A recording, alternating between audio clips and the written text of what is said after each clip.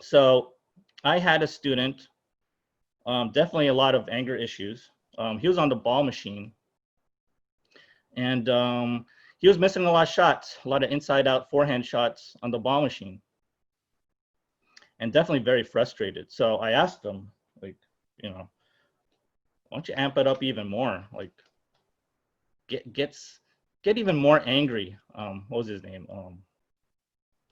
I forgot his name now. I think it was TJ or something. But just amp it up even more. Oh, KJ, that was his name. So what do you think happened when I told him that? He was on the ball machine. He's missing every forehand possible. I said, get even more angry, KJ. The next 10, get even more angry. What happened? What do you guys think happened there? Get even more angry on the ball machine, hitting those forehands. Any ideas?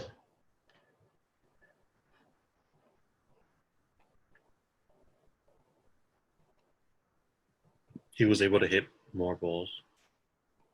He was able to hit more balls. Yeah. Yeah. So, yeah.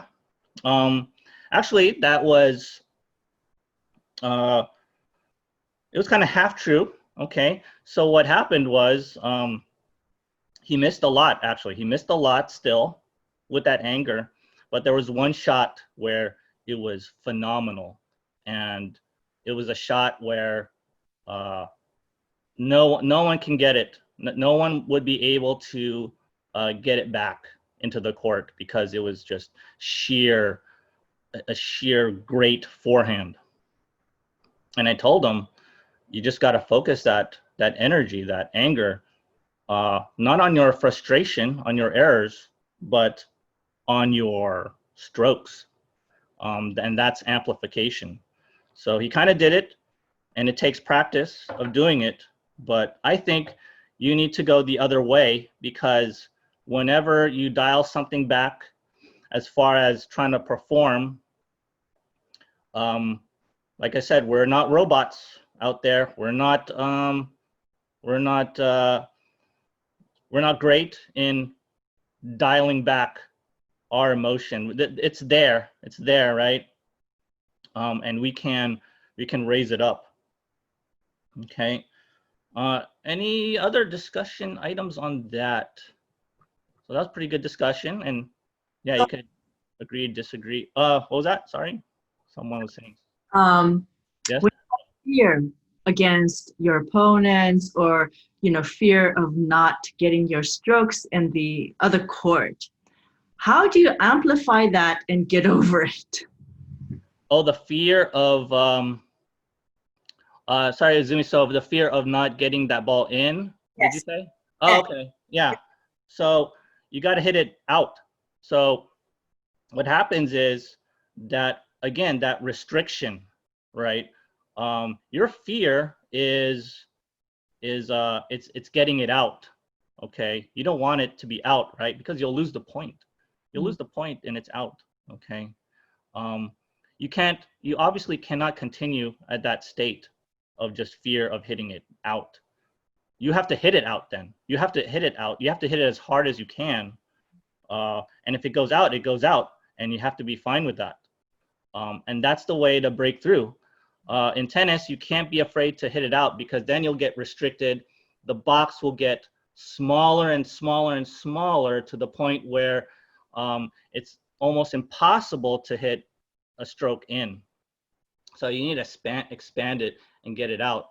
And that's what, a lot of people, when they get closer to the net, they actually don't hit harder.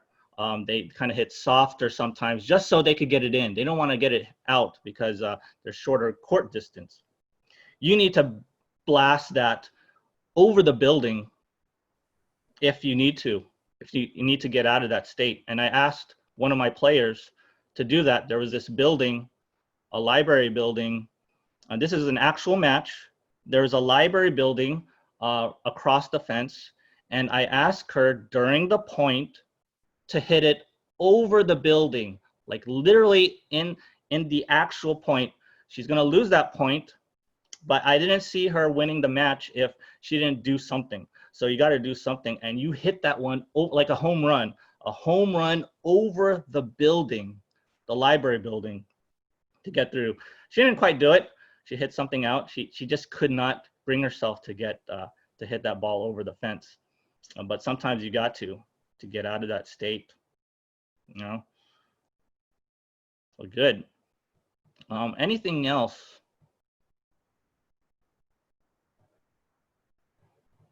So good. I wanted to mention one other thing regarding amplification of emotion. There are people, and you know these type of people, that amplify their emotions all the time.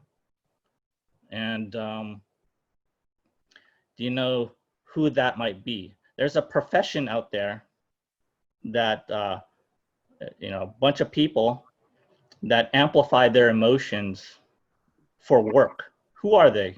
Actors and actresses. Yes, exactly. Actors and actresses. Okay. Especially obviously the good actors and actresses, they can amplify their emotion very well. On demand, they will cry. They'll just start weeping. Okay. As if something horrible just happened on demand. Boom, they're crying. Okay. Or they're angry, or they're happy. They amplify their happiness. They're like, oh, you know, it's like they won the lottery or something. Something amazing happened on cue. Okay. Usually the best actors. You know, bad actors, you could tell they can't really do it, right? But the good actors, they can do that. Okay. And we can all do that. We can all do that. And with acting, you know, the feeling that you're trying to do is not sometimes based on thought. Okay. They just do it.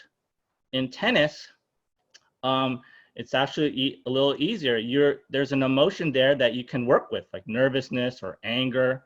You don't have to be an actor. An actor has almost nothing to work with. They just go out and do it. They just go out and cry on demand. With tennis, with performance, with sports, emotions they're there. Again, they're there for a reason, and you want to use them to the best of your ability. Okay, so I urge you guys to explore that amplification of emotion. Okay. Well, anything else on that before I kind of move on to the next slide? So that was pretty good. That was pretty good discussion there with all these ideas and experiences.